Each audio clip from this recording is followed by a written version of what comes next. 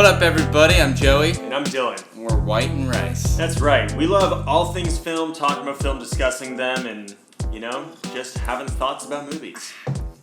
We have absolutely no credentials whatsoever. Yeah, we have no idea what we're talking about. That's correct. But last time we checked, opinions are still legal, so we're entitled to those little suckers, and we're going to say them. And if you get triggered easily, you're not going to like our show. Yeah. It's all good, though. Just look elsewhere. And we're talking about a really pretty out there film. It's called Mr. America. It premiered October 9th. They did one showing nationwide in select theaters. So it's definitely a niche film. It's very niche-y. Yes. So I'm going to let this guy do most of the talking because I have never really watched what this movie is based off of. But if you know of Tim and Eric from Adult Swim, you're going to know that this type of humor is anti-humor. Mm-hmm. It's very dry, very awkward humor. Why don't you delve into everything about this movie? I'll sit back and relax. What you said about anti-humor and Tim and Eric is important. So Tim and Eric in a lot of ways seem to be the forefathers of anti-humor. They started with the Tim and Eric, great show, awesome job. They were lucky enough to cross paths with Bob Odenkirk, who kind of put them on. Love him. Bob Odenkirk's also a legend. And they did that show for, I think, seven seasons, and in between did all sorts of other weird shit. And then kind of split off to go about their own ways. Eric Wareheim went a little bit more of a commercial, large format route. He was involved in projects such as Master of None. Did a lot of really large music videos for really well-known artists. He's a really good art director. Whereas Tim doubled down on being weird. One of his weirdest movies out there is called The Comedy. It's a dark comedy about this disenfranchised, middle-aged guy who still lives at home. We'll talk about that one later. It's seriously strange. He did a short with Michael Cera. It's a 13-minute short of him just crashing on his buddy's couch. Anyway, the whole point being is Tim doubled down on being an absolute weirdo and using film and videos and YouTube as his medium. 10 seasons ago, he started a show with Greg Turkington, director of Ant-Man, and it's called On Cinema. And much like what we do, they rate and review movies. Quick note, if you've seen Ant-Man, Greg Turkington is the manager at Baskin-Robbins. Yeah, that's right. He's really deadbeat, weird-looking dude. Super. Greg Turkington... just straight up visually sucks. But I love the guy's brain. He had a metal band and a label in the 90s, and he obviously is involved with Tim Heidecker, so he must know. He gets it. He for sure gets it. Anyway, Greg and Tim start On Cinema. It's a really silly YouTube series. Show. And about movie reviews. But the whole thing is their individual characters as Tim and Greg dramatically progress throughout the 10 seasons that they do of this. Now, one really neat thing is these episodes are super short. Some are as short as 5 minutes, some are about 12, 15 minutes, but they're short episodes, and the amount of character development that they're able to cram into these little bits is really impressive. Little bits. Now, one of the main characteristics of Tim, no matter what show that he's doing, is he's a total piece of shit. No matter what. Yeah. And On Cinema definitely takes the crown for him being a piece of shit. Every season, he showcases himself as an alcoholic jackass, and he's always running the show. It's always purely about him. And Greg is subservient to Tim, but you can see as the show progresses that Greg gets more and more annoyed. Anyway, throughout the whole progression of this thing, we're going to get to Mr. America in a moment, but Tim starts a band, hosts a music festival, and at said music festival sells these fucked up vape pens to the kids who are at the festival, which then kills a whole bunch of these kids. So then what he does is he films an entire fake court case where he ends up firing his lawyer during the trial, representing himself, saying that he didn't kill kids via these, toxic vape pens, and goes up against the district attorney of San Bernardino, where the festival and the court case is taking place. Through the trial, Tim essentially makes the claim that the district attorney is a fraud and a rat. rat. And he says, this guy is such a piece of shit. The city of San Bernardino deserves better. So after he actually gets out of the case based on one person in the jury, not, Yeah. what did they call it? It's they need the entire jury to agree that he essentially was a mass murderer, and one person didn't. So he's able to get away scot-free, essentially. And he says the city of San Bernardino really deserves a better DA, so I'm going to run for district attorney.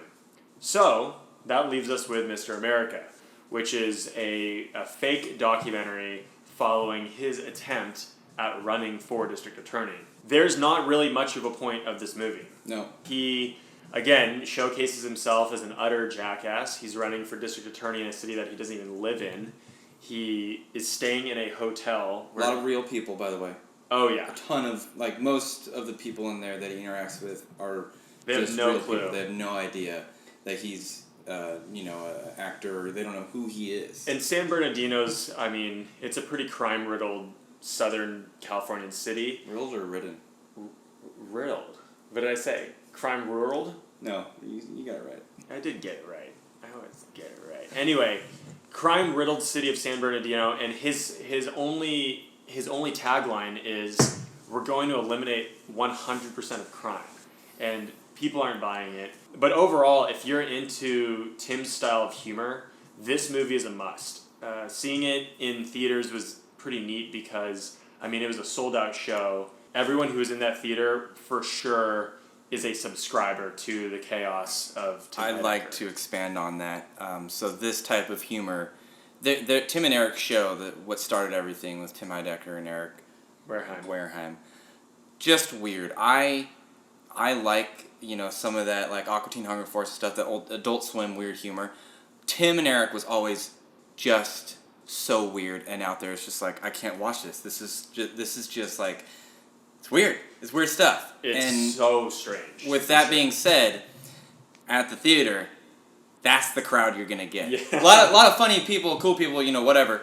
We were there, but there's also that small demographic of, for instance, the guy sitting next to me. Oh yeah, I was gonna bring him up. I wasn't sure if he was homeless or not. He wasn't, but this dude, his pants were tan and incredibly dirty, just disgustingly dirty, and he was sitting like this. There's popcorn all over the floor. Everywhere. He was covered in popcorn. He had eaten pizza, and he had the plate there, and there's crumbs everywhere. Then he was eating popcorn, and he was just going like this, and wiping the popcorn on his shirt and his pants, and I'm just like, what's going on right now? Yeah, you definitely get some special types. There's definitely the kind of deadbeat stoner types. It's almost like if you took a 4chan forum and then took all those people and put them in a movie theater. That's what it felt like. Like we said at the beginning of this, Tim Heidecker has a very niche following, although it's quite a strong following. Oh, yeah. And it's really, really impressive what he's done with film, because one of the things that he does is in the movies that everything that he's in, he plays Tim Heidecker himself. He doesn't hide behind characters. Yeah. He just is himself and a total shithead, and it really makes you wonder, what is he actually like, and is he actually like that, and has this persona that he's created on camera actually taken over whatever there was before. But anyway, if you like Adult Swim, if you like Tim and Eric, Awkward humor. Yeah, check out, I would first say check out On Cinema. All the episodes are on YouTube for free. They're Correct. currently airing their 11th season. An episode comes out every week. It is, like Joey said, it's strange to watch, but the more you get into it, the more just, the deeper you get, you become addicted to it. You gotta understand the characters as well, and the backstory. Like, I didn't know much of the backstory, just knew what you told me.